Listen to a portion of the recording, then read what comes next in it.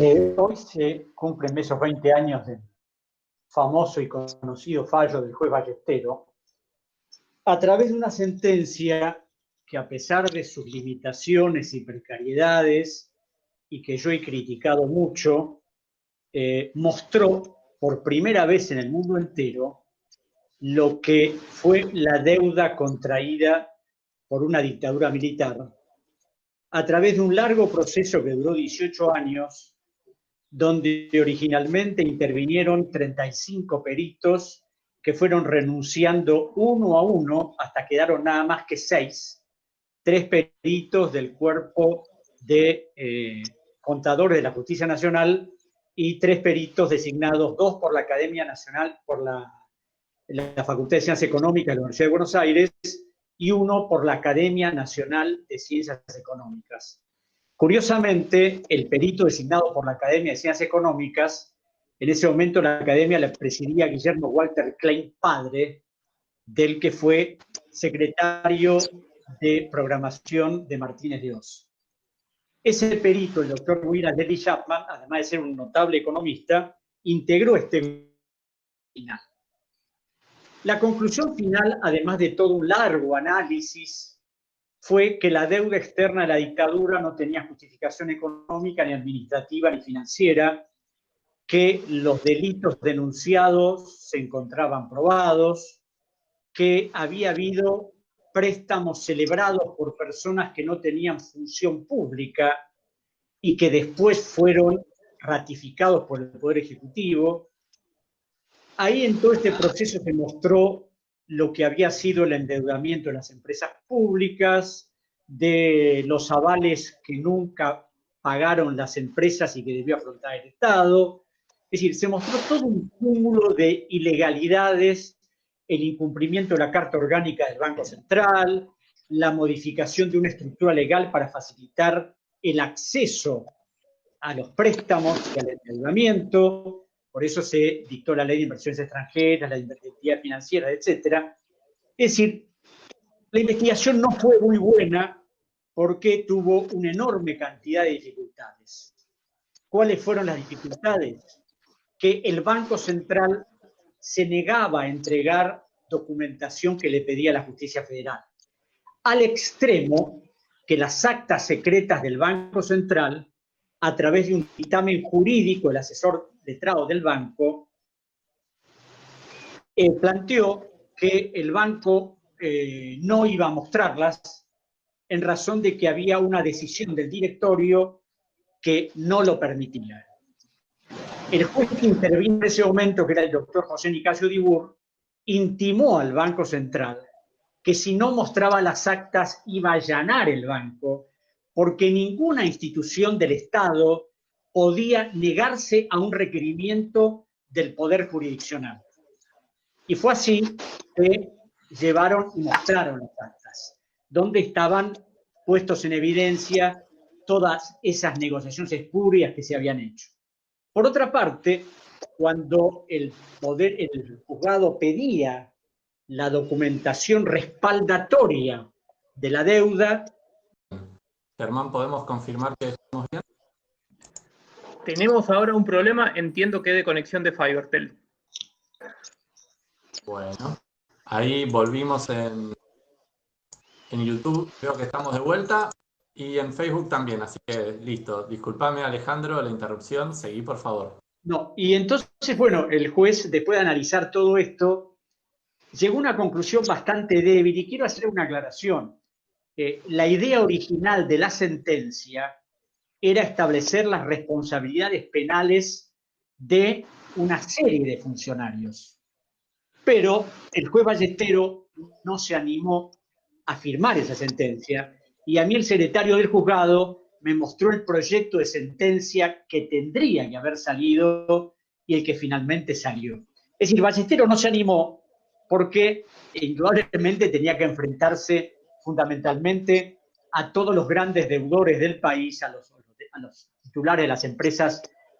privadas del Estado, privadas, que habían endeudado al país en 1982 a través de decisiones del Banco Central.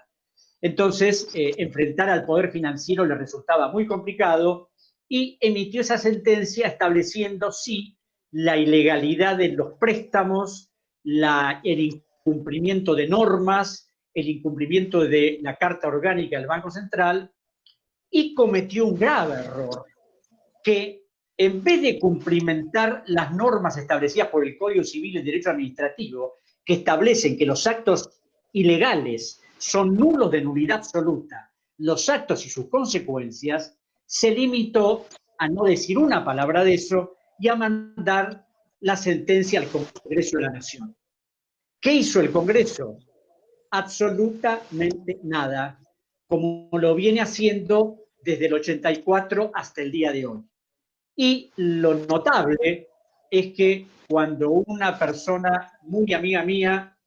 que era presidente de la Comisión de Economía del Centro Argentino de Ingenieros, quiso averiguar dónde estaba el expediente originado con el oficio del juez con la sentencia, empezó a buscarlo y después de una larga búsqueda lo encontró que estaba archivado bajo un nombre imposible de encontrar. Es decir, que el Congreso no le interesó en absoluto el fallo de Ballestero ni la investigación de la deuda y lo mandó a un lugar donde van tantas cosas que no sirven para nada. Yo creo que la importancia del fallo estriba en que, por un lado, primero a través de 18 años se pudo recolectar una enorme cantidad de documentación. Segundo, que ese fallo fue la base de toda una investigación penal que yo continúo adelante hasta el día de hoy. Y lo insólito, y esto no lo digo yo, en un dictamen firmado por el fiscal federal que terminó la causa, el doctor Federico Delgado, ante el juez, y que además mandó a la Procuración General de la Nación, le dijo que el hijo de Olmos, en este caso yo, había acompañado más documentos a la causa que el propio Estado, a pesar de la cantidad de oficios reiterando pedidos de toda naturaleza. Cuando se dictó el fallo, además, el doctor Delgado y el doctor Freiler, que también era fiscal en ese momento de la causa, le pidieron al juez que mandara las actuaciones a la Procuración del Tesoro en razón de que el procurador del Tesoro, como abogado del Estado Nacional, iniciara acciones de responsabilidad económica contra todos los que habían intervenido en los distintos procesos. En el año 2001, en ese momento, el procurador, el doctor Ernesto Marcer, contestó que no se podía hacer absolutamente nada porque era una acción legal iniciada por un particular y no por el Estado, y nunca habían tenido instrucciones para hacer nada al respecto. Ese criterio del 2001 fue reiterado por todos los procuradores del Tesoro desde esa fecha hasta la última presentación hecha hace 2 años. Entonces, recordando a ese célebre jurista argentino, el doctor Carlos Guino, que habló de que la Argentina es un país al margen de la ley, esto lo demuestra palmariamente. En el Juzgado Federal número 2, aparte de ese fallo, existen,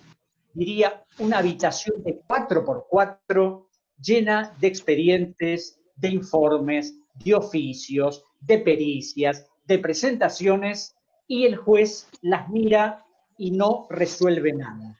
La última actuación que tiene la causa es el pedido de imputación penal al exministro Luis Caputo, al exsecretario de Finanzas Santiago Bausili, al ex vicejefe de gabinete Mario Quintana, y el juez desde el 2018 tiene la causa parada.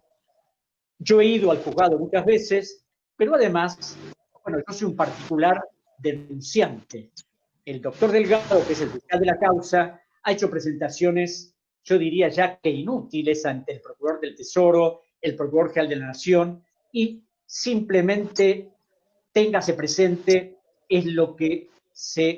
habitualmente hace el juez, y no actúa. Ahora bien, volviendo para terminar, al fallo de Ballestero, si Ballestero hubiera tomado otra decisión, hubiera hecho lo que le manda el derecho administrativo y específicamente el Código Civil, donde dice que el juez de oficio puede declarar la nulidad de un acto probadamente ilegal, la cosa quizás hubiera cambiado. Pero como se hizo una investigación, se probaron delitos, se probaron actos irregulares, es decir, hubo un corpus probatorio muy importante, finalmente quedó ahí como un testimonio de lo que fue la dictadura militar en su aspecto económico. Y lo inconcebible es que además, teniendo ese fallo, ningún gobierno de la democracia haya querido hacer absolutamente nada. Y que se haya llegado al extremo de que en el 2014 se firmara un acuerdo con los países que integran el Club de París, cuando en la causa está demostrado que el 60% de esas obligaciones fueron contraídas por la dictadura para compra de armamentos, para lo que ya sabemos que hicieron con los muertos, desaparecidos y todo lo que es público en ese nefasto periodo. Es decir,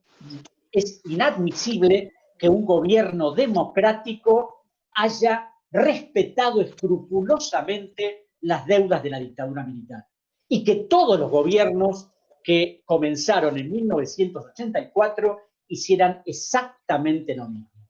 Por eso, ahora que nos encontramos en una nueva reestructuración de la deuda, donde va a ser más de lo mismo, donde antes de la pandemia eran unas condiciones y después de la pandemia, con la tremenda situación económica que vivimos, se han mejorado las condiciones para los acreedores, es decir, en vez de ir para atrás, en vez de ir para adelante, vamos más para atrás, llegamos a la necesidad de hacer algo para que esto cambie. Así que bueno, yo creo que ya me excedí en el tiempo que me dijo Beverly y que hablen las otras personas que van a participar.